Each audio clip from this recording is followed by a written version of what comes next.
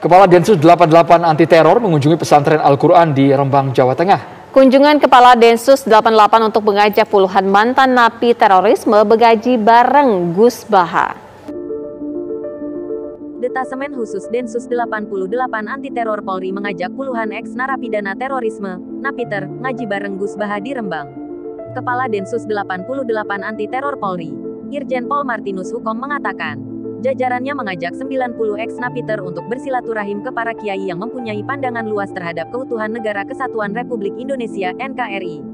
Acara dengan tema hijrah untuk negeri tersebut digelar Detasemen Khusus Densus 88 Polri sebagai salah satu upaya menjaga persatuan dan keutuhan NKRI. Kadensus 88 Polri, Irjen Martinus Hukom mengatakan silaturahmi para ex-napiter bisa digelar rutin. Dengan begitu diharapkan para ex-napiter yang baru bergabung bisa terbuka wawasannya dan saling bertukar pikiran. Harapannya bisa terus membangun silaturahmi bersama. Ke depan akan ada lebih banyak lagi ex-napiter yang akan dibawa lagi ke sini untuk kembali ngaji bareng Gus Baha, terang dia. Pesertanya itu ada 90 orang, dari Aceh, dari Poso, dari Jakarta, Jawa Timur, Jawa Tengah, dan saya berharap akan lebih banyak lagi nanti yang akan kita bawa ke sini ataupun ke tempat-tempat kiai-kiai lain yang punya ilmu yang begitu luas, supaya mereka tidak hanya melihat satu pandang, tapi bisa mereka melihat bagaimana ilmu agama yang begitu luas sekali. Ini yang makalah yang saya siapkan begini. Sekarang Indonesia itu dikepung oleh paham-paham keras. Sebetulnya untuk menghadapi paham-paham keras itu yang paling hebat tentu ilmu.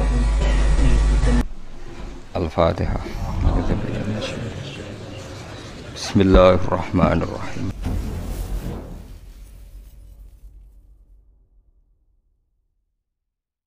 Ini penting saya utarakan. Ternyata orang yang nyuap tadi apa nilainya plus, yaitu dia iman sama dawuh Rasulullah SAW. Kalau yang namanya saksi itu penting, cuma dia mendapat cara itu lewat suap. Tapi kan iman kalau dawuh Nabi itu benar, kalau ada saksinya pasti min ahlil jannah. Terus dia nyari saksi harus dibayar. Sekarang sama iya 1 juta nah.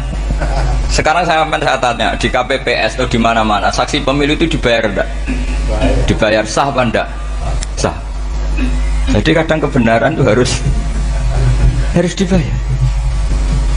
Ini penting saya utarakan karena ada orang perempuan cantik dirayu, digaji supaya main di niklab, dibayar jadi orang maksiat. Lalu mungkin ada ustadz gaji dia, bayar dia supaya mondok.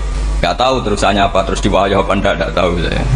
Pertanyaannya, ketika kamu bayar kemudian jadi santri, itu kamu dosa nyuap apa dosa sodako membiayai proses kebenaran? Sodako. Tapi kalau yang bayar untuk jadi pegawai niklab maka membiayai kemaksiatan. Maka pembiayaan ini penting secara fikih. Arahnya kemana? Ke hak apa ke batil? Sehingga di Fathul Mu'in diterangkan, misalnya ada orang layak jadi pemimpin dan kemudian rivalnya itu orang yang menyesatkan atau calon perusak bangsa, ya, maka calon pemimpin yang soleh itu wajib berkompetisi meskipun bibadlil mal. Karena kalau yang memimpin orang fasik, kampung ini rusak. Kalau yang memimpin orang soleh, kalau nggak bayar juga nggak jadi, maka wajib bayar. Lah yang soleh bayar ini berstatus sedekah, tapi yang batil ini berstatus suap. Kenapa demikian? Karena yang namanya riswah atau ada yang baca ruswah adalah pembayaran untuk mengehakkan barang batil dan membatilkan barang hak. Sementara pembiayaan orang soleh adalah untuk memperkuat hak. Nah orang tuh nggak tahu, yang ngajinya tidak hatam-hatam tuh taunya pokoknya ar-rosi wal murtasi benar. Tapi nggak pernah mikir lalu definisi riswah atau ruswah itu apa. Ini bukan provokasi supaya semua calon bupati, gubernur nyuap, enggak. Hanya nyuruh mereka sodako saja. Jadi kalau nggak jadi, tapi sodako betul ya, kalau nggak jadi ya tetap ikhlas. Mau dari awal memang sodako. Lah soal gremeng ya bawaan manusia gitu ya. Ya nggak apa-apa namanya itu. Ini penting saya utarakan, makanya menurut saya itu bangga dengan Pak Hamid karena sepupu mbah saya itu karena alimnya. Meskipun banyak orang mensifati beliau wali dan memang wali betul, tapi saya tetap menstatuskan beliau orang alim. Yang dari kelaziman alim itu beliau wali. Jangan dibalik, wali dulu baru alim. Karena dalam beliau orang Lasem dan kaidah di Lasem itu fakullu alimin waliyullah walaysa kullu waliyillah aliman. Jadi kalau kaidah di daerah Jawa Tengah itu semua orang alim pasti wali, tapi kalau wali tidak mesti alim. Sehingga kalau mau statuskan alim itu keren. Kalau di Jawa Tengah status alim itu keren. Dan soal keramat yang kaitannya dengan Mbah Mun itu masyhur itu dulu ketika Mbah Hamid santai-santai sama Pak D. Taifur sama keluarga lah. Beliau mau istirahat, kemudian yang datang Kiai Maimun, Mbah Mun zaman itu masih dipanggil Gus. Sopo pur, ada Pak Taifur di situ. Kata Pak D. Taifur, saya kalau manggil Pak D itu Gus Mun. Dan itu Mbah Hamid ngendikan rojulun alimun waliyullah, itu orang lelaki yang alim yang waliyullah. Jadi beliau muji Mbah Mun juga alimun dulu, rojulun alimun wali. Ini penting saya utarakan karena kesanatan keilmuan beliau jelas dari beberapa keluarga di Lasem. Karena di daerah Fakhriyah itu yang tempat lahirnya Pak Hamid juga lahirnya Mbah saya, itu mbah-mbahnya sudah orang alim, termasuk Kiai Sidik Jember itu juga lahirnya di kawasan pondoknya Pak Hamid Fakhriyah. Kemudian Kiai Sidik punya anak yang namanya Ahmad Sidik yang jadi apa? Rois Am yang sekarang ada Gus Wirjon macam-macam, itu semuanya juga keluarga Lasem. Nah, saya cerita keluarga ini penting bukan karena tafakhur atau tabai, bukan, karena Allah itu membuat satu tradisi besar memang lewat dzurriyyah. Sehingga Allah ngendikan misalnya ulaikal ladzina an'ama Allahu 'alaihim minan nabiyyin min dzurriyyati Adam wa mimman hamalna ma'an wa min dzurriyyati Ibrahim wa Israila wa mimman hadaina wastabaina. Karena tanpa dzurriyyah itu enggak ada tradisi, enggak ada kultur. Misalnya saya menjadi hafal Quran, dulu bapak saya itu tiap zaman Pak Hamid masih sugeng, yang semaan di sini itu pasti bapak saya, namanya Kiai Haji Nur Salim. Kadang diajak baca Quran di kamarnya Kiai Hamid. Karena kalau bapak saya itu mantu ponaan sama Pak Hamid. Itu dulu bapak saya memotivasi saya supaya hafal Quran itu gini, kowe kudu hafal Quran. Nak kowe hafal Quran, iku kepaten obor. Kok anak merapal luwe duwe alasan. Jadi kalau ada Gus tidak alim itu pasti salah bapaknya. Karena kalau bapaknya bisa baca Wahab, anaknya mau baca primbon tuh malu. Tapi kalau bapaknya sudah bacanya WA, anaknya jadi primbon. Era cucu sudah dukun. Era cucu sudah kayak Dimas Kanjeng. Nanti itu pasti. Karena nggak ada rasa malunya. Tapi kalau bapaknya alim, baca Wahab misalnya, juga Qanaah, anaknya juga itu figurnya. Terus cucunya juga gitu figurnya. Makanya disebut dzurriyatam ba'duha min ba'd. Ini penting. Dulu Mbah Mun itu sering ijazahi saya, itu persis ijazahnya bapak, ijazahnya Pak Hamid. Kalau punya amplop itu ya dibeda-bedakan, ini amplop dari tamu, ini dari pejabat, ini dari orang fakir. Sehingga penggunaannya juga sesuai itu, tidak serampangan. Karena dianggap amanat. Kalau kita salah tasarruf maka menjadi hisab. Kalau sekarang nggak salah dikumpulkan. Orang desa salam template wadol pitik kuru wedhus kuru, ambek guse dikutuku HP seri terbaru, itu kan kasihan ya. Padahal sing salam template itu ibunya kerja di Malaysia, mungkin gelantungan ngecat tembok di Malaysia. Hasil salam template digugus tuku HP terbaru, itu kan gak imbang. Nah tuku tasbih kan sumbut. Ini bukan nyindir tapi ngamuk. Jadi ini penting karena semuanya itu ada hisabnya. Walatus alunna yauma idzin aninah. Karena tradisi ini harus kita teruskan ala qadril istithar. Karena itu nanti yang mengawal ilmu. Kemudian termasuk tradisi mengakui santri goblok, ini penting.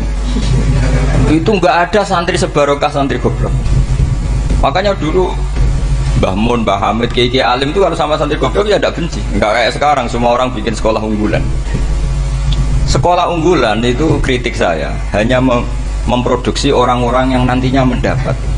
Kalau kamu punya santri hafal Quran, nanti hadiahnya umroh, langlanya umroh, santri pinter hadiahnya beasiswa. Tapi hubungannya sama negara itu mendapat. Sementara santri yang goblok hidup di pedalaman Kalimantan, karena di sana belum ada masjid, bikin masjid dia. Sebagian hartanya dipakai masjid, sebagian hartanya dipakai bangun masjid. Ini yang goblok pendiri masjid, yang pinter pengajian di masjid, dibisaroi uang kas masjid. Artinya gini, ya kalau halalnya halal, tapi kita mbok yo roh hikmahnya orang-orang goblok gitu. Supaya kita tetap ngaji Rabbana ma khalaqta hadza batila. Semua ini ada gunanya. Subhanaka ma khalaqta. Jadi semua ini ada gunanya. Maka bagi santri-santri yang goblok, tolong nanti saya di Fatihah karena saya ini pembela Anda. Loh, yang ngomong biar saya karena saya terkenal santri pinter. Kalau yang ngomong sampean goblok kan nggak ada yang percaya. Oh, padune padha gobloke kan gitu.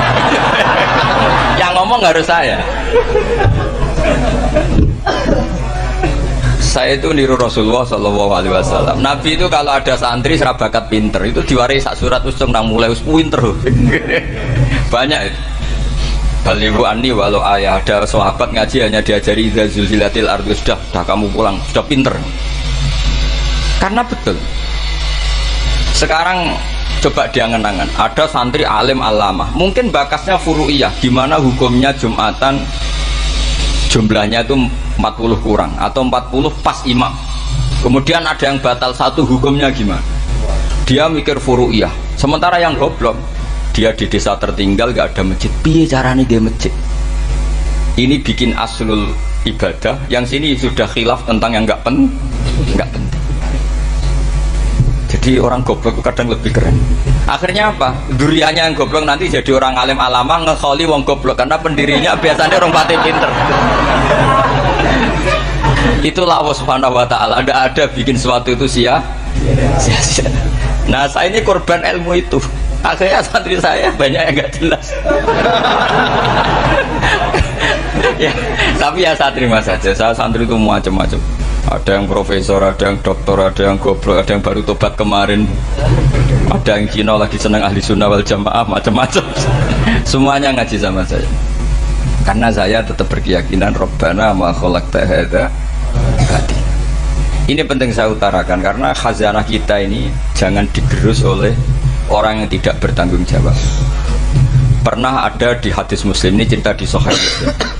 Ada seseorang sedang sujud kemudian diinjek oleh orang fasik. Saya ulang lagi, diinjek. Rokobahnya, yang diinjek itu rokobahnya. Lehernya itu diinjek sama orang fasik. Kemudian si yang sujud tadi bersumpah wallahi la yaghfiru wallahu lak. Demi Allah, Allah tidak akan mengampuni kamu. Itu Allah kemudian mewahyukan sama Nabi di zamannya. Wahyunya adalah mangdalladzi yata'alla alayya alla aghfira li fulan laqad ghafartu dzunuba wa ahbattu amalak. Siapa yang mencantut namaku dengan menstatuskan saya tidak bisa memberi maaf, sungguh orang itu saya maafkan, dan yang ahli ibadah amalnya tak cabut semua, tak hapus semua. Karena Allah tuh nggak boleh distatuskan sesuai keinginan kita. Kita sedang soleh terus mengatakan orang lain tidak soleh, Allah tidak akan ngampuni. Ngampuni tidak, itu wilayahnya Allah, dan Allah yaf'alu ma yasha, dan Allah berkali-kali memaklumatkan dirinya yaghfiru liman yasha wa yu'adzibu man yasha. Tapi ini kubu sebelah nyifati Allah hanya wa yu'adzibu, kubu sebelah kan gitu. Tidak pernah kalau Allah disifati yaghfir. Bagaimana Allah gak tersinggung? Allah selalu distatuskan yu'adzib. Itu kira-kira kalau Allah kan sini, saya ini bisa yu'adzib, bisa aghfir, kenapa status saya tinggal yu'adzib? Ini ngaji di mana? Khatam enggak gitu kan gitu. Makanya resikonya ahli sunnah itu masyhur tuh Pak Hamid Pasuruan, tamu macam-macam diterima. Ketika orang benci Golkar itu ada tamu dari Golkar juga diterima. Ketika orang nggak mau diberi hadiah oleh orang Golkar, Pak Hamid ya diterima. Bilang ke bapak, wong aku lomo wae nur, duit engko ana gunane dhewe. Sing marai rawan hisab itu kan kamu dapat uang nggak jelas kemudian kamu pakai pribadi. Kalau orang-orang soleh kan nggak pernah dipakai, kan aman saja. Loh, dihisab apanya? Wong hanya peralon. Kalau istilahnya Mbah Hamid itu peralon. Datang diberikan orang lagi, datang diberikan lagi. Kalau kena kamu kan hisab. Terus kamu nyate makan wareg glegeken. Nah, itu uangnya nggak jelas dipakai nyate glegeken, ya mesti hisab. Kalau nggak jelas ya disedekahkan. Kalau ingin bebas apa?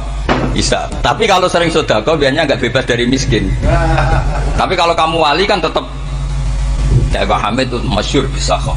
Tapi kan nggak jadi miskin. Kamu nggak terkenal sakok tapi miskin. Ini enggak wali. Ini penting. Jadi kebanyakan orang ekstrim karena mensifati Allah Ta'ala itu hanya dengan status yu'adzib, tidak dengan status yaghfir. Dan itu mereka harus ngaji lagi. Kurang apanya Rasulullah SAW? Nabi sebagai manusia benci sekali sama pembunuh Hamzah karena qatilu ahabbin nasi ila Rasulillah, yaitu sama Wahsy. Siapa yang nggak tahu Wahsy? Qatala ahabban nasi ila Rasulillah, itu qatala Hamzah. Dan ketika Nabi nyuwun sewu maksud no Wahsy, Allah malah nurunkan ayat laisa laka minal amri syai'un aw yatuba alaihim. Ada pilihannya aw yatuba alaihim. Apa yang terjadi? Justru Allah mentobati Wahsy. Memaafkan Wahsy, mentobati Wahsy. Ada sahabat yang dipuji Nabi Hamamatul Masjid, akhirnya su'ul khotimah. Kita tahu ceritanya siapa? Sa'labah. Makanya kata Mbah Mun sering cerita ke saya, banyak orang darani saya itu tidak jelas, kata Mbah Mun, karena saya sama siapa saja baik, sehingga banyak yang nuduh saya itu tidak jelas. Kata beliau, ulama paling jelas ya saya ini, karena masih orisinil, kata beliau. Tapi pakai bahasa Jawa, karena tadi Mbak Idris bilang ada yang MA ya, Madura asli tadi, makanya saya terpaksa bahasa Indonesia tadi. Kata Mbah Mun, ulama paling jelas ya saya, karena saya menyikapi siapa saja baik, karena di hati saya hanya membaca laisa laka minal amri syai'un aw yatuba alaihim aw yu'adzibah. Kenapa kamu memvonis si buruk? Saja nanti baik. Yang sedang baik saja nanti bu. Kalau nasib seseorang nggak jelas, kenapa kamu sikapnya jelas? Nah, ini orang-orang nggak ngaji itu memaksa orang lain jelas. Ini kubu sebelah pasti salah, ini pasti benar. Oh, manusia kok dipasti-pastikan gimana? Kita ini tidak nabi. Kalau nabi maksum pasti benar. Kalau sampean maksum bisa. Apa? Maksum bisa. Maksum bisa. Jadi ketidakjelasan para ulama ini berdasar konstitusi tadi, bahwa itu wilayahnya Allah Subhanahu wa Ta'ala. Ini penting saya utarakan. Jadi penting sekali. Jadi orang yang sedang fasik sekarang bisa saja nanti tobat, yang sedang sekarang soleh bisa saja nanti masalah. Sehingga Rasulullah tetap mengajarkan ya muqallibal qulub tsabbit qalbi ala dinik. Jadi kalau ngaji itu khatam itu begini misalnya ya, saya pernah ngaji Ihya, belajar Ihya khatam, bahkan saya punya takrirannya berdasar kitab Ithaf, sarahnya Ihya. Kalau ingin tahu sarannya sarah Ihya ya misalnya Gus Idris ini, Idris ngaji Mbah Hamid Pasuruan, ngaji Mbah Dimyati. Mbah Dimyati ini ngaji sama kakaknya Kiai Mahfud Termas, Kiai Mahfud ngaji sama abahnya Kiai Abdullah, Kiai Abdullah ngaji sama abahnya Kiai Abdul Manan. Kiai Abdul Manan ini mulazim terhadap Sayyid Murtado Az-Zabidi. Jadi kalau santri Salafiyah ini ya kira-kira tokoh Sabiah, karena Mbak Idris Sadisa ya kira-kira sampean itu dari pengarang Ithaf itu baru tokoh berapa? Sabiah, masih keren, turun pitu, masih kaya lah. Lah kamu kok miskin? Turun ke wolu katanya. Jadi nanti kalau masih keren. Itu sampai ngaji kitab kalau khatam, saya ulang lagi, kalau khatam itu memang ada bab-bab di mana ulama itu harus tegas, harus tafriq bainal haqqi wa bainal batil. Oke, itu bagus. Mana yang hak, mana yang batil kita bedakan. Di bab itu bagus. Tapi kalau nanti kamu ngaji bab tawadhu, lihat di Bidayatul Hidayah atau di semua kitab tasawuf, bab tawadhu itu, kalau melihat kamu orang kafir, kamu melihat orang apa? Kafir. Ini aso ma'akufri, ini maksiat, wajar dia kafir. Saya ini muslim kok maksiat. Fadzambi akbah, maka dosa saya lebih buruk. Melihat orang tua, mesti ada aksaru ibadatan, ini lebih tua, mesti ibadahnya lebih banyak. Nanti kalau melihat anak kecil, ada asgharu minni sinnan, pasti maksiatnya banyak saya. Jika terus evaluasi gitu, sehingga nggak pernah takabur. Misalnya di sini, saya ini kan gayanya keren, duduk di atas sampai di bawah. Gayanya tok, hakikatnya sampai lebih sombong karena memerintahkan saya. Jadi panitianya itu, makanya saya merasa tawadhu saja meskipun berdiri, karena hakikat saya ini makmur, diperintah. Panitia ini, penyelenggara ini amir, pemerintah. Kira-kira sombong mana? Itu sekali saya tidak memaafkan, finnar itu.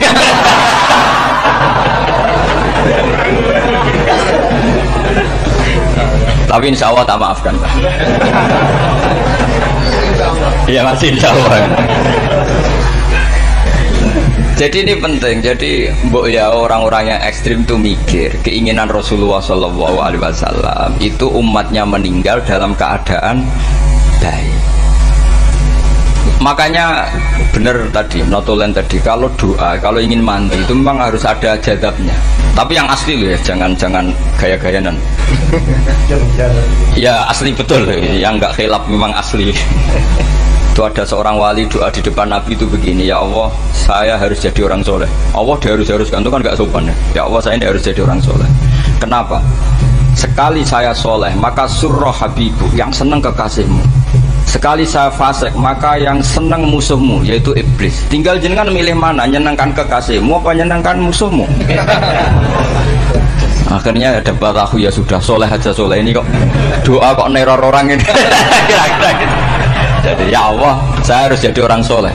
Kalau saya jadi orang soleh, surroh habibu, yang senang kekasihmu. Kalau saya jadi orang fasik, yang senang musuhmu. Sedangkan tinggal milih saja, menyenangkan kekasihmu apa menyenangkan musuhmu. Kira-kira Allah senang mana? Senang menyenangkan.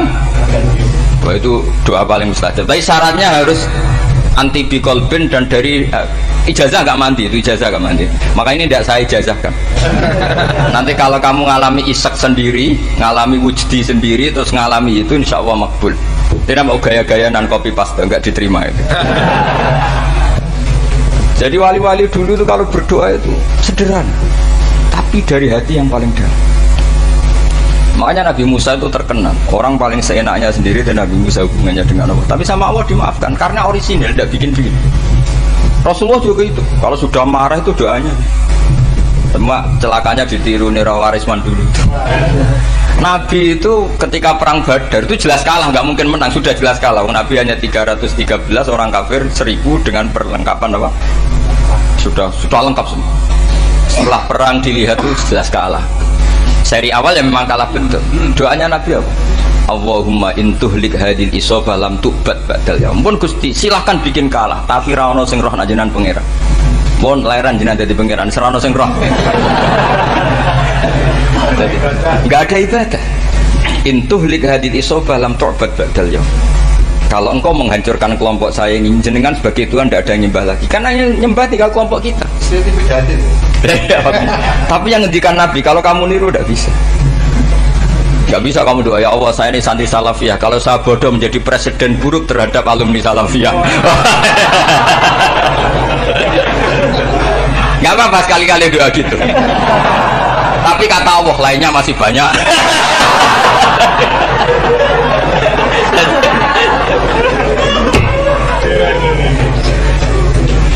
Tapi itu syaratnya tadi harus ada al-wujdi wasima. Jadi makanya Imam Ghazali punya kitab al-wujdi wasima. Karena ada masrob, ada syarab. Jadi wali ngikuti para nabi itu ada masrob, ada syarab. Sehingga perasaannya itu beda. Saya punya sekian contoh. Makanya tadi saya bilang di sini yang cerita nanti tak baca Arabnya ya, tabaruk dengan jamil apa kalim. Jadi Nabi menyontohkan gini ya. Hubungannya Nabi dengan umatnya itu kata Rasulullah ibarat orang punya unta atau sapi yang susah, yang sarodat itu berat. Kalau bahasa sini nama itu yang larat ya Pak? Melayu. Terus orang-orang lain ingin membantu, kubu sebelah ingin bantu, tapi ketika mereka ingin bantu malah unta ini tambah lari karena asing. Semua selain pemiliknya ini kan bagi unta itu asing. Jadi mau dibantu ditangkap tambah lari karena ini orang asing semua. Ngajinya agak jelas, asalnya agak jelas, tapi mau ikut umat Islam ini asing semua. Akhirnya Nabi, kata Nabi, yang punya unta itu datang, kemudian ngambil rumput, terus unta itu dipanggil, kemudian unta itu ngikuti. Kata Nabi, ibarat saya seperti itu. Kalau saya yang memimpin Islam, saya yang merawat umat saya, maka umat akan mudallalah, akan nurut. Tapi kalau yang rumat kalian, maka Islam menjadi kacau. Kenapa menjadi kacau? Karena tadi nyifati Allah saja salah. Orang Islam baik dihukumi kafir hanya karena tahlilan, hanya karena manakiban dihukumi kafir. Sekarang inginnya Nabi orang menjadi muslim apa kafir? Inginnya Nabi orang menjadi muslim apa kafir? Muslim. Lalu gara-gara melakukan perilaku tertentu dihukumi kafir. Dia ziarah wali songo musyrik, nyekel patok musyrik. Katanya minta sama mayit. Padahal saya andekan jadi mayit itu diziarahi sampean nggak seneng. Nggak senengnya karena ya kadang murid itu ziarahi gurunya ya kurang ajar. Masa gurunya dibilang gini, ya Allah, ingkana muhsinan fazid fi ihsani, wa ingkana musian fatajawaz anhu. Kata gurunya, soleh tenan darani ingkana. Makanya saya tidak suka ya ziarah ke saya. Kecuali doanya ditasihkan dulu ke saya. Makanya nggak boleh ziarah itu pada Nabi, bisa murtad kan? Coba itu baca di depan Nabi, murtad gak? Ya Allah, kali ini baik maka gini, kalau buruk masa Nabi baiknya ingkana. Lah orang-orang yang menyerang kita kan itu gak ada zaman sahabat doa seperti itu. Ya mesti gak ada, mana mungkin sahabat baca itu di depan Nabi. Masa Nabi didoain, ya Allah kalau dia baik maka fazid, maka kalau dia buruk ya gak mungkin. Lah mereka nyerang kita itu gak ada dalam sejarah sahabat. Ya, sahabat kok nahlilin Nabi itu gak Nabi mau didoain maghfir lahu. Kan ngenyek kanjeng Nabi kencir Nabi jadi ngono maghfir lahu. Ya mesti saja sahabat gak akan tahlilan yang kabudut itu Rasulullah. Bahkan diistilahkan kabudut saja salah. Intaqala ila rafiqil ala. Nah kalau sampai harus ditahlili, kalau enggak yang rokok betul. Amalnya pas-pasan, dosanya berkelanjutan. Kondak gimana? Punya tanah warisan yang hasil ngerebut milik orang lain. Kamu sudah mati, dipakai anak cucumu. Ini berkelanjutan nggak dosanya? Berkelanjutan, berseri-seri. Mereka kalau nyerang kita kan sahabat tidak melakukan itu untuk Nabi, ya nggak mungkin lah sahabat mendoakan itu pada Nabi, kan nggak mungkin. Coba kalau kamu jadi mayit, terus kamu gurunya, terus ada murid kamu bilang Allahumma ingkana musinat fazid fi isani wa ingkana musian fatajawaz anhu. Mesti kalau kamu bisa bangun. Ya Allah, cong meyakini saya soleh itu masih ingkana. Kalau guru saya soleh, maka kalau guru saya buruk, maka itu kan taklek namanya apa? Itu kan kurang ajar. Loh, saya tidak pernah doa gitu di depan Pak Hamid Pasuruan, tidak pernah. Saya kalau doakan bangun ya tidak pernah gitu. Allahumma ali darajati fil jannah gitu. Saya nggak pernah ingkana nggak pernah. Karena andekan itu saya juga sama kok.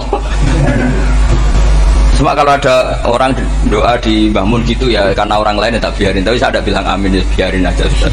Tapi kalau santri sarang nggak usah lah doa ya apa? Ingkana kok. Mosok meyakini solehnya gurunya kok nunggu apa?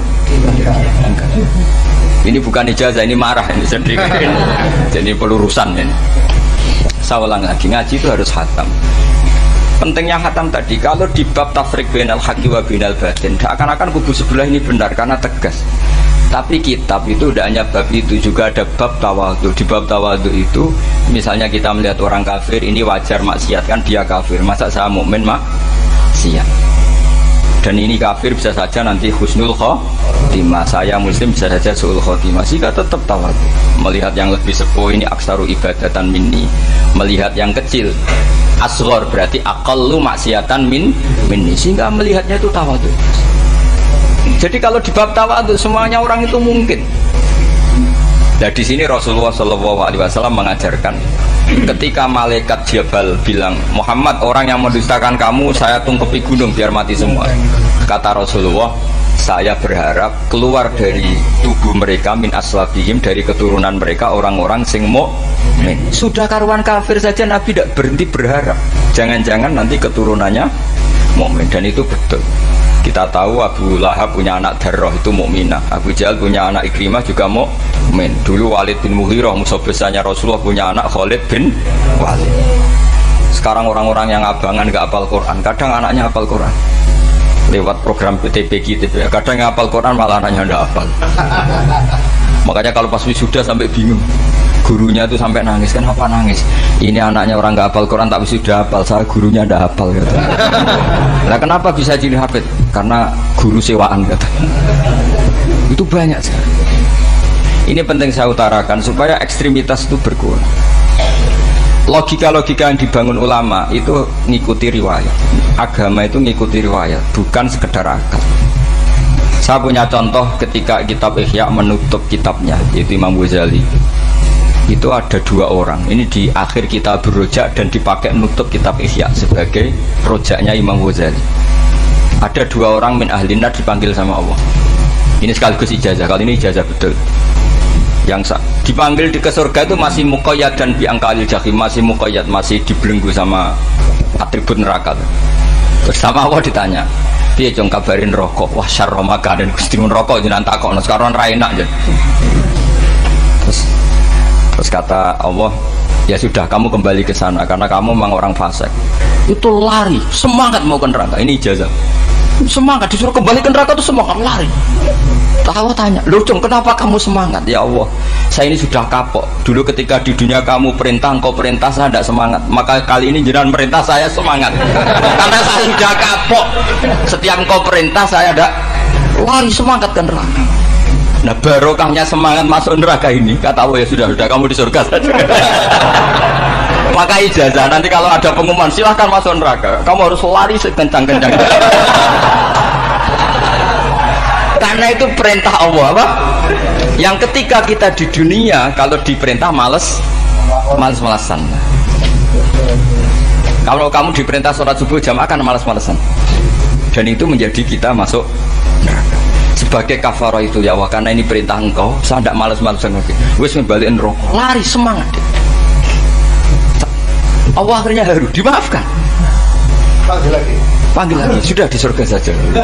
Barokahnya semangat masuk neraka. Nah, ini ijazah ini. Ya diterima ya. Kok enggak semangat terima ya. Yang kedua enggak. Sudah kamu kembali ke neraka, pelengahan gitu. Enggak semangat. Allah dilihat enggak semangat. Kenapa kamu tolah-tolah ya Allah? Saya tidak pernah ngira ketika engkau manggil saya ke surga kemudian engkau kembalikan lagi ke neraka. Ya sudah di surga saja, barokahnya husnudzon.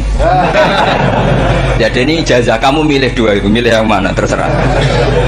Artinya apa? Logika kamu itu tidak mesti masuk apa yang dilakukan oleh Allah Subhanahu wa Ta'ala. Itu logika kamu kan tidak masuk, tapi Allah yaf'alu ma yasha. Ini penting saya utarakan. Nah tapi orang-orang ekstrim itu maunya nyifati Allah status yu'adzib, yang takim, jabbar, qahar. Sifatnya Allah Ta'ala itu 99. Kenapa apa kamu hanya satu? Jadi tetap saja menghadapi fenomena seperti ini tetap laisa laka minal amri syai'un aw yatuba alaihim aw yu'adzib. Sehingga setahu saya Mbah Mun, Mbah Hamid Pasuruan, guru-guru kita, habaib yang alim-alim itu melihat tamu macam-macam ya dilayani semua. Karena ini ngadepi fenomena sosial yang semuanya tidak jelas. Kalau nggak jelas apa? Ya kita bisanya berharap karena afdolul ibadah itu intidharul farad. Kalau belum Islam sekarang kita harapkan nanti. Kalau bapaknya enggak kita harapkan anaknya. Kalau anaknya belum kita harapkan cucunya. Karena agama ini limangka nayarjuwo hawal yaumal akhir. Agama ini bagi yang terus berpengharapan, bukan bagi yang putus asa. Ini yang penting saya utarakan. Jadi apalagi Allah sudah punya rencana tadi, yang goblok-goblok di pedalaman Dayak bikin masjid, yang pinter-pinter ramen lomba untuk sangu, untuk umroh. Kira-kira memberi sama mendapat pahalanya keren mana? Memberi. Tapi tidak usah jadi goblok tidak usah direncanakan, sudah terjadi. Jadi makanya saya bela karena sudah terjadi gitu. Tapi tidak usah direncanakan. Nanti terus wah goblok aja cara Gus Bak gak apa-apa ndak. Sudah kadung, ini cuma kita itu iman ya. Jadi karena yang pinter itu yang jumlahnya tidak banyak. Ini kita bully saja. Karena kamu bully pun tetap mulia kan orang pinter ini. Tapi kalau orang goblok gak dibela habis dia. Yang pinter buat dikritik kayak apa kan tetap mulia kan. Lah yang muji sudah banyak, saya ngeritik saja lah. Ini tidak akan jatuh. Tapi yang goblok ini kan nggak ada yang bela. Saya sebagai umatnya Rasulullah, pecinta umat Rasulullah tak bela, tenang saja. Ada hikmahnya apa? Hikmahnya orang goblok. Betul loh, saya itu sering ketemu dokter, ketemu profesor tuh nangis. Tak tanya kenapa nangis. Bapak saya itu petani, saya di Jogja sampai jadi dekan, jadi rektor. Tapi saya sekarang rektor, anak saya sekedar SMP naik itu sudah senang. Nggak dengar kabar ketangkep BNN sudah senang. Padahal saya ini ahli metodologi. Ternyata pinter bapak saya. Karena bapaknya tadi hanya petani bisa menjadikan anaknya profesor. Tapi profesor tidak mesti bisa jadi. Anak saya naik SMP aja sudah senang. Karena Allah ingin membuktikan pinter kamu itu tidak ada artinya di depan iradatullah. Di depan apa? Iradatullah. Supaya orang tunduk. Lu coba yang jadi ulama tabi ini itu rata-rata abnaul mawali, anaknya budak yang dimerdekakan. Karena Allah seperti itu. Ada yang tokoh yang tadi dzurriyatam ba'duham itu harus kita jaga. Saya termasuk orang yang ditakdir punya mbah-mbah alim, itu juga harus dijaga. Yang nggak alim peluangnya masih banyak, banyak sebanyak-banyaknya. Asal tadi lewat jalur sregep, dan kalau bodoh ngaji saya tak ajari robbana ma khalaqta hadza napa.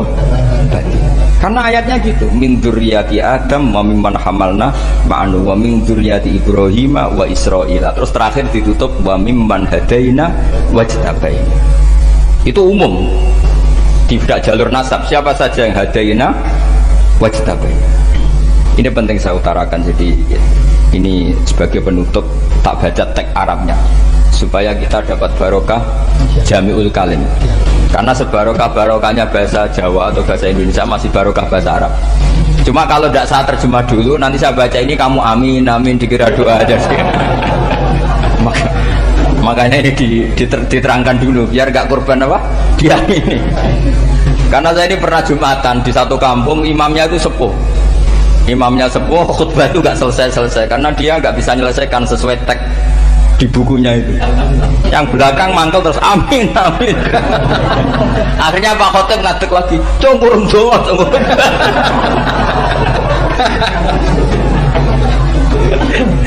Ini masih teks Arab lah, yang belakang sudah apa?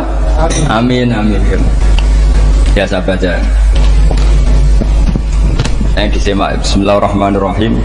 Waruya anak Arabian ja'ahu yatlubu min husay'an fa'atah. Sumaqala ahsantu ilaika.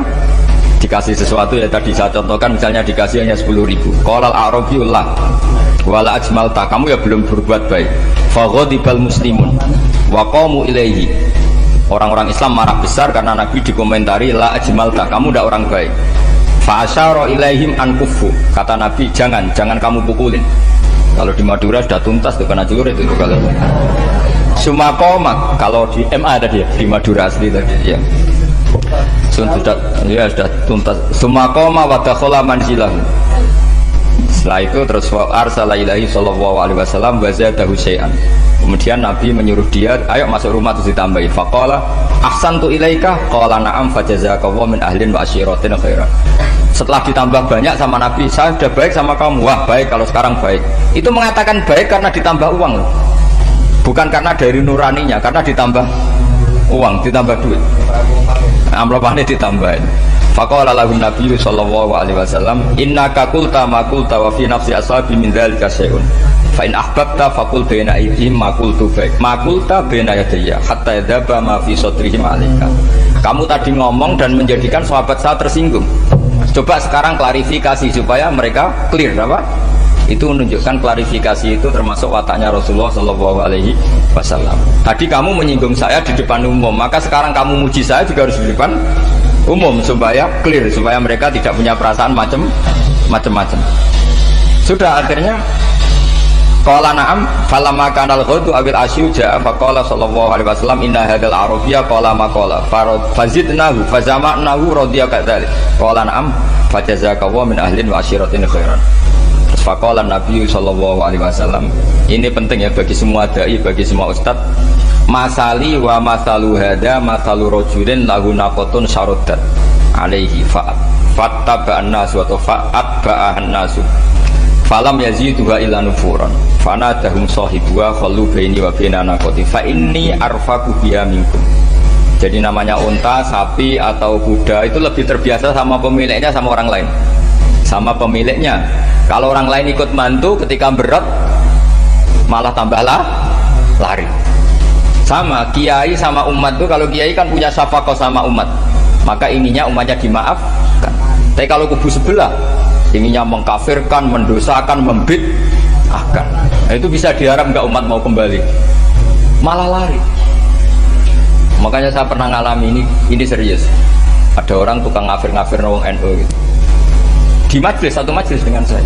Singkat cerita, saya NU pinter. Waya jamaah duhur itu waya sholat. Ayo jamaah, aku gak sholat. Kenapa? Kafir sholat bah. Gak wajib mengkafir sholat. Tidak usah kafir, sholat aja.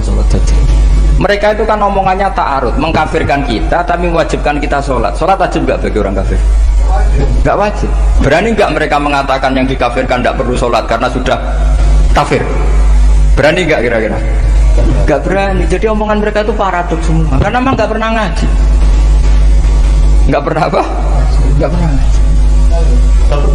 Ngajinya betul-betul. Nggak pernah khatam tadi. Ya, jadi kata Rasulullah, fa inni arfaqu biha minkum wa a'lamu fatawajjaha baina yadayha fa akhudala minkum mil ardi faradda hatta ja'at wastanaqat wa shadda 'alaiha rahlaha wastawa 'alaiha wa inni law taraktukum kaqauli. Terus ya sudah seperti itu. Faradda hatta ja'at wa shadda 'alaiha rahlaha wastawa 'alaiha wa inni law taraktukum. Terus itu walhasil itu terusannya hadis itu, kalau saya membiarkan dia dengan keyakinannya tadi mengkritik saya dan dia mati, maka dakholan. Jadi intinya gini, senang Nabi dibayar itu sah. Senang Nabi dibayar itu sah. Senang Nabi dibayar itu sah. Jadi ya kalau ada maulid terus kiainya ngasih makan-makan terus menjadi senang Nabi karena ada Bukharinya, itu juga sah. Ono zaitune sah. Terus kiainya senang karena untuk amplop juga sah. Dan ini sudah ini sama-sama sah. Karena untuk kebaikan selalu sah. Ada dua kajian di sini, mesti ada sarapannya pertama. Iya. Kopi dan sarapan ngaji-ngaji. Jadi orang datang ingin sarapan tidak apa-apa. Tidak apa-apa, sah itu. Sayyid Muhammad juga gitu, kalau ada orang ngaji dikasih uang juga sah.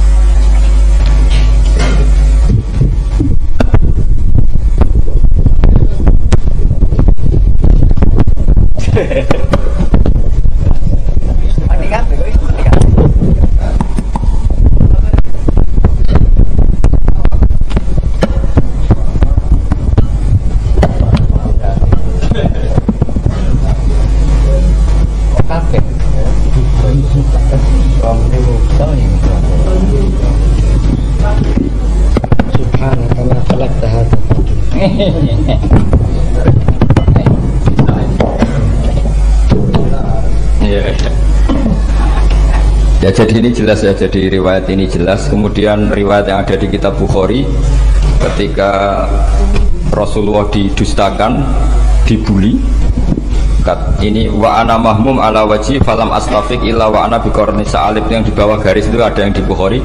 Farafatu rasi fa idzan ana bi sahabatin qad adallatni fa nadartu fa idzan fiha jibril fa nadani faqal inna wa qad sami'a qala qaumika laka wa maradtu 'alaika wa qad basa ilaika malakal jibal litakmuruhu bima syi'ta fihim fa nadani malakul jibal fa sallama 'alaihi thumma qala ya Muhammad faqala dzalik bima syi'ta in syi'ta an udbika alim al-akhsaban faqala Nabi sallallahu alaihi wasallam bal arju ayyukhrijawahu min aslabihim may ya'budu wa wahdah la yusyriku bihi syai'a. Jadi Nabi menghadapi yang sedang kafir saja enggak putus asa, bisa saja mereka nanti melahirkan anak-anak yang Islam. Jadi kalau ada kiai menghina orang kafir itu jangan melihat kiai kok kancanan wong kafir. Yang benar itu kiai yang penuh harapan, sehingga sama orang kafir saja berharap. Tapi sekarang enggak, kiai kancanan wong kafir, kiai kok kancanan wong fasik. Logikanya dibalik. Kiai nelateni wong kafir nak menawa anak turune masuk Islam. Kiai nelateni wong fasik anak menawa dadi soleh. Logikanya harus seperti itu. Nah, soal perang itu beda. Perang kan mereka sudah menstatuskan diri ingin bunuh kita. Tentu kita harus berani untuk mempertahankan diri. Tapi kalau kondisi normal tidak bisa seperti itu. Ini kan kondisi normal.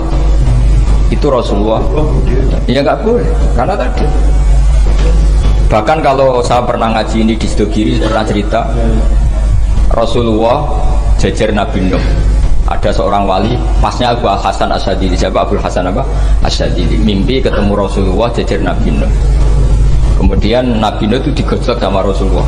Kamu pernah maksudkan kaum kamu, bisa saja fi aslabihim atau fi zuhurihim ada nasamatan sing tu'minu billah. Sekarang misalnya begini ya, ini orang kafir. Di sini itu ada gen yang ribuan ila yaumil qiyamah. Terus bisa saja gen-gen yang sekarang masih di zuhurihim, karena kalau gen di lelaki diistilahkan fi zuhurihim, ini saja nasamatan tu'min. Nasama yang nanti mukmin. Kalau dia mati kan berarti kamu membunuh calon orang mukmin berikut. Tapi ya sama. Tapi kalau kamu bilang dibiarkan, bisa saja ini ada nasama sing calon kafir. Berarti kamu membiarkan kekafiran. Nah di sini hebatnya Allah. Allah bikin Nabi Nuh mewakili istihad potensi kekafiran berlanjut, sehingga beliau bilang wala yalidu illa fajiran kafaro. Paham ya kan? Rabbila tadar alal ardi minal kafirina dayara innaka intadharhum yudillu ibadaka wala yaridu illa fajiran kafara. Logika itu terwakili oleh Nabi Nuh. Logika bisa saja ini ada nasamatan untuk minubillah. Itu terwakili oleh Rasulullah bal arju ayyukhrijawahu min aslabihim may ya'budullaha wala yusyriku bihi syai'an. Kayak apa untungnya kita jadi umat Rasulullah sallallahu alaihi wasallam? Masalahnya Nabi Nuh gak Nabi Nuh, Nabi Muhammad. Jadi kira-kira istiadat kamu ikut Nabi siapa? Kalau main hantam ya ikut Nabi Nuh. Kalau main rojak berharap Nabi Muhammad. Ya sudah, sampean ikut mana? Nabi Muhammad. Ini penting saya utarakan supaya apa-apa itu terukur lewatnya.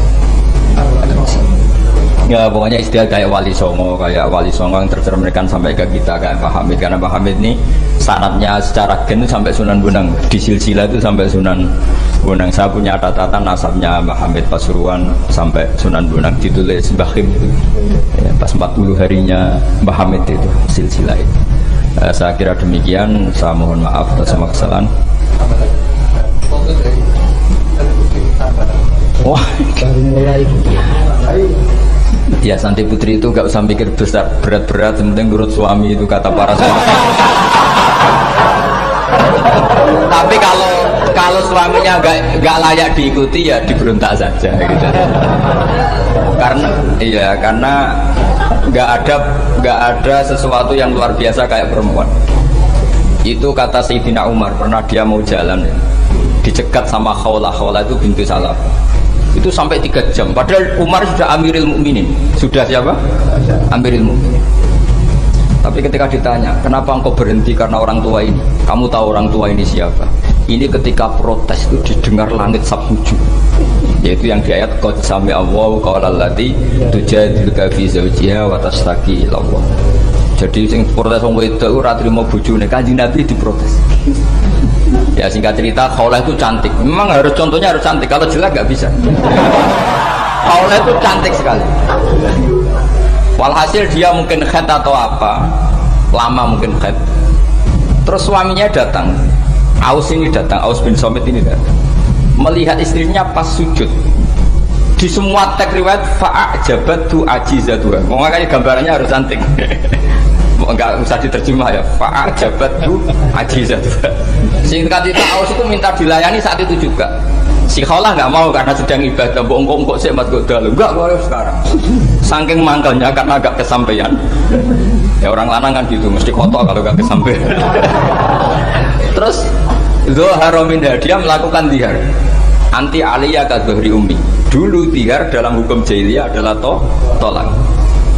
Setelah ditihar, Aus getulnya bukan main karena Khawlah ini cantik. Makanya contohnya harus cantik, karena kalau gak cantik gak getun gitu. Terus kalau gak cantik juga suaminya ada kesusu gitu. Sudah tahu semua pokoknya gitu punya nada. Singkat cerita akhirnya suaminya datang ke Rasulullah. Ya Rasulullah, saya ini sangat mencintai istri saya, tapi tadi saya keterucut dihar dia. Lalu solusinya gimana? Ini karena tambahnya khas perempuan, kata Mbak Idris, ya sudah tak turut, ini khas perempuan. Kemenangan partai apa? Perempuan. Tapi tidak PSI, ini kemenangan partai perempuan.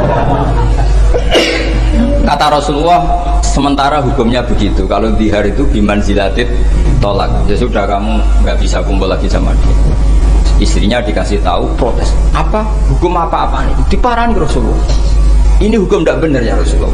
Ya tapi setahu saya hingga detik ini saya sebagai Nabi hukumnya baru begitu. Enggak benar.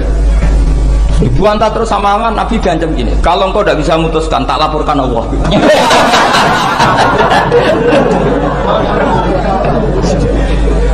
Akhirnya ini pulang betul.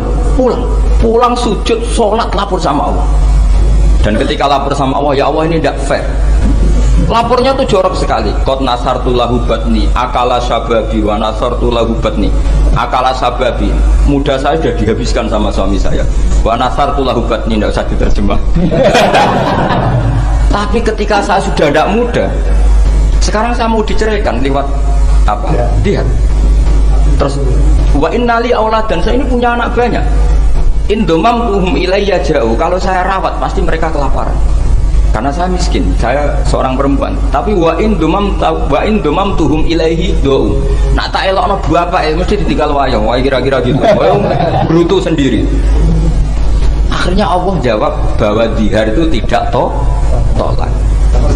Lah akhirnya Nabi manggil dia, panggil perempuan tadi. Padahal Nabi gak dengar, itu di kamarnya sendiri perempuan tadi. Terus qad sami Allahu qala allati tujadiluka fi zawjiha wa tashtaki. Itu semua teks ya tujadil. Allah mendengar perempuan lati itu perempuan tujadil kasih madoni kowe Muhammad. Nek ada dikai dipadoni wedok enteng Nabi saja dilabrak. Wes susah perempuan tuh repot. Nabi dilabrak. Sampai jadi surat Mujadilah. Makanya saya kalau baca Mujadilah, yang baca Mujadalah. Ini kaitannya dengan tasrif. Jadalah yujadilu mujadalah. Karena sekali nggak bisa tasrif, nggak sah jadi mufassir. Ya jadi kalau kafaro ya kafiru ya takfiron. Iya. Kira-kira kan gitu. Fa'ala yufa'ilu ya tafilan. Jadalah yujadilu mujadalatan. Jadi kalau mujadalatan itu masdar, karena ini subjek pelaku mujadilah, jadi boleh mujadalah bisigotil masdar, boleh mujadilah dengan sigot isim fa'il. Karena wanita pembantah Nabi itu didengar oleh Allah. Makanya ayasma'uha Rabbul Izzah min fawqi sab'i samawat wa lam yasma'aha Umar. Allah saja mendengar dari langit 7, masa Umar gak mau mendengar? Jadi makanya kalau Umar macam-macam orang nyewa khaulah, kamu yang ngomong. Kira-kira assalamualaikum warahmatullahi wabarakatuh. Subhanallahi wa bihamdihi adada khalqihi wa ridha nafsihi wa zinata arsyihi wa kalimatihi. Subhanallahi wa bihamdihi adada khalqihi wa ridha nafsihi wa zinata arsyihi wa kalimatihi. Subhanallahi wa bihamdihi adada khalqihi wa ridha nafsihi wa zinata arsyihi wa kalimatihi. Subhanallahi wa bihamdihi adada khalqihi wa ridha nafsihi wa zinata arsyihi wa kalimatihi. Subhanallahi wa bihamdihi adada khalqihi wa ridha nafsihi wa zinata arsyihi wa kalimatihi. Subhanallahi wa bihamdihi adada khalqihi wa ridha nafsihi wa zinata arsyihi wa kalimatihi.